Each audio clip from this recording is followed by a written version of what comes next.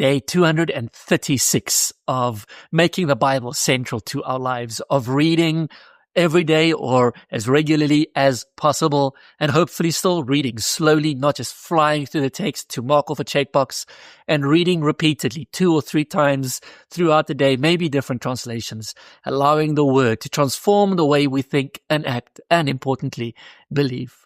2 John, just the one chapter.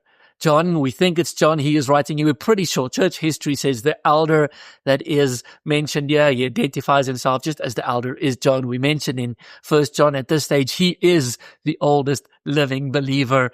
And all of the early historians and church fathers ascribe this to John, the beloved disciple of Peter, James, and John, the same John who wrote the Gospels, or the Gospel of John. And he's writing to what he calls the elect lady. Now, there are 2 different interpretations, and we're not sure which one it is, but the beautiful thing is it doesn't quite matter which one. Both of them have exactly the same implication for you and for me.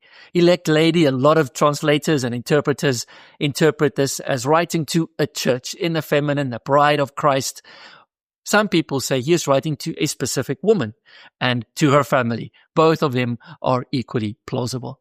And the content of this letter is very much the same as 1 John. Love one another.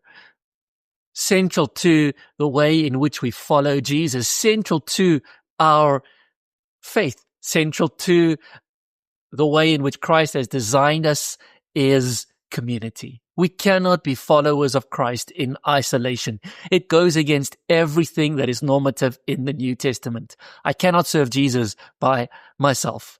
I need to love others, and the way in which I love others requires proximity with others so that I can love others. Engage in community. It is so healthy and necessary for our faith. And then obviously Jesus at the center. The gospel message is about Jesus. Jesus who came in the flesh. Jesus who is the Son of the Father. Jesus who is God himself. Jesus who is resurrected.